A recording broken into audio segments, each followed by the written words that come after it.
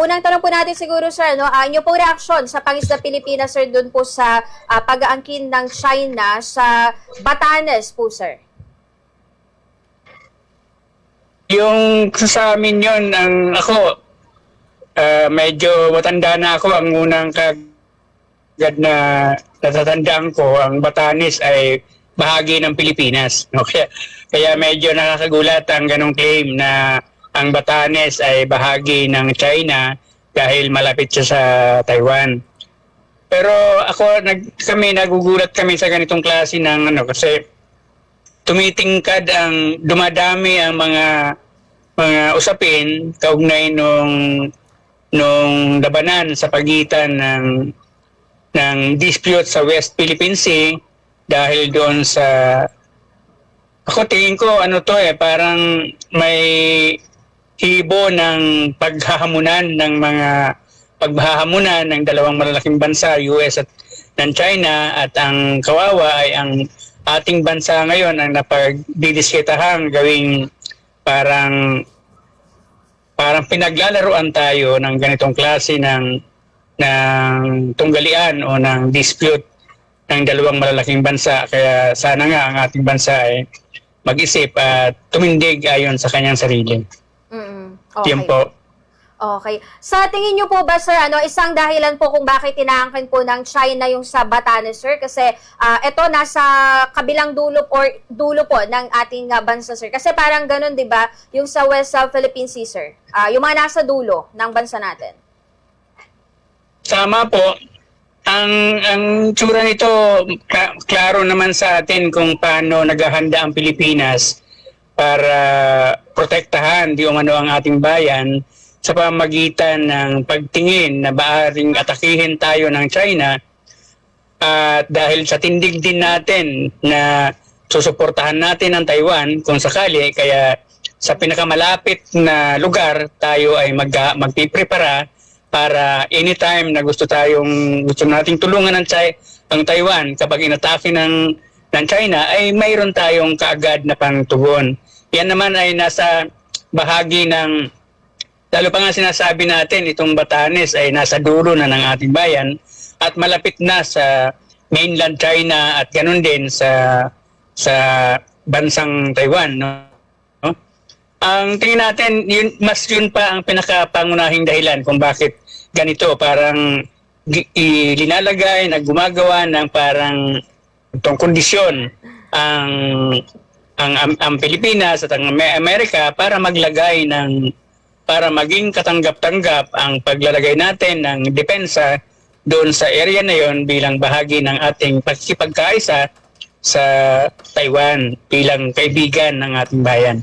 Yun, parang ang kawawa dito yung ang ating bansa kasi wala naman tayong kapasidad para sa ganitong klase ng sigalot, pero nadadamay tayo dahil hindi natin itinitindig ang sarili nating ating soberanya at ang ating bansa bilang independyente dapat. Wala tayo dapat sinasangkutan kasi sabi ko nga, matanda na ako, nang magising ako at matutong mag-isip, ay ang Batanes ay parte ng Pilipinas. Okay po. Yung nagiging action po sa ngayon, sir, ng ating gobyerno, kasi lahat naman po ng ahensya po ay kinundi na po nila ito. Sa tingin po ba ninyo ay tama naman po yung ginagawa ng ating pong gobyerno, sir? At hindi ba ito nakakaalarma kung sakali po? Ang pagtatanggol natin sa sarili nating bayan laban sa pangihimasok at pag-angkin at pagkamkam ng ilan ay makatarungan. Makatarungan ito dahil ang bansang Pilipinas ay independyente at may sariling patakaran, may sariling programa, may sariling mga pulisiya na umiiral para protektahan ang kanyang bayan. Ang mabigat dito, dahil tumitindig ang ating bayan sa likod ng pagtutulak ng Amerika. Parang nakakatakot ito kasi ang pagtatanggol at pagtindig bilang makabayan ng ating mga ahensya, mga politiko at iba pa ay nakasandal sa likod ng Amerika. Siyempre hindi yan naitatago sa China. No, ako tingin ko baka kailangan nating magsalita ayon sa ating kapasidad at ayon sa ating paninindigan, ayon sa ating mga patakaran bilang bansa.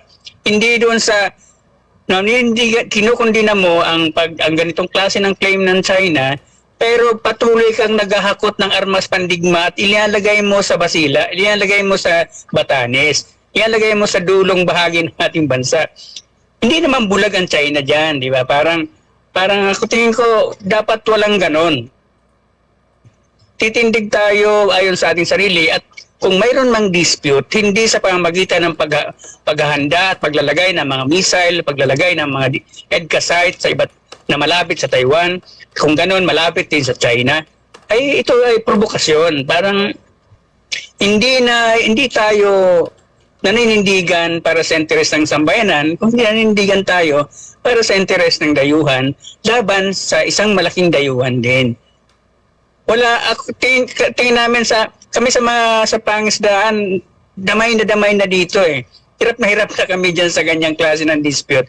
Ang ating mga mangisda hindi na sa tuwing lalaot ay nag-aalangan at pag nasa laot na nangangamba. So parang kung kami ang tatanungin, hindi ito ang paraan at hindi dapat ganito ang ating paraan ng paglutas sa mga problema. Okay po. So ito panghuli naman po, panghuli po, Sir Pablo. Siguro nga lang din po natin kayo ng reaksyon, bagamat ito ay kahapon po, pero ano po inyong mensahe naman dito sa naging pagdiriwang po kahapon ng ating bansa sa pagkapanalo po natin sa arbitral ruling po, Sir? Kami sa aming hanay mainam na ipagdiwang ang isang dekadang pananagumpay natin sa labang ito. Kaya lang din nga, parang sa atin, ang pananagumpay din ito ang nagpatingkad ng dispute sa ating karagatan at sa ating teritoryo. Kaya nga, parang sa amin, gamitin natin sa diplomatikong paraan ang tagumpay natin ito sa arbitral, sa desisyon ng international arbitral para sa kapayapaan ng ating karagatan, sa kapayapaan ng ating mamamayan, at wag nating gamiting baraso ito para iwas-iwas na atin ito, ganung wala namang tayong kakayanan sa marahas na paraan, kung hindi dapat umupo tayo sa ganitong klase ng pag-ayos dahil mayroon naman tayong baraha.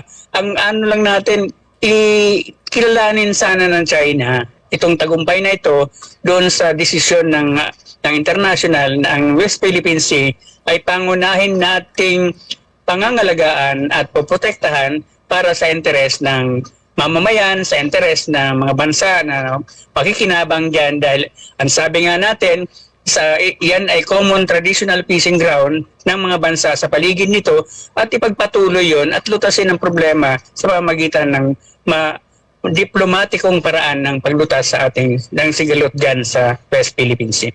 Kami, suportado namin at nakikisa kami sa pagdiriwang natin sa 10 taong anibersaryo ng West Philippine Sea, kaya lang puntahan natin ang mas mapayapang paraan ng pagresolba sa lumalalang dispute at girian sa pagitan ng dalawang malaking bansa na ang naiipit ay ang ating bansa. Okay po. Ayun po, maraming salamat po ulit sa oras ninyo, Sir Pablo, at magandang gabi po sa inyo, Sir. Maraming salamat din at magandang gabi sa inyong lahat. Thank you po. Mga kababayan, panakapan natin si Sir Pablo Rosales, ang siya pong presidente ng Pangisda, Pilipinas.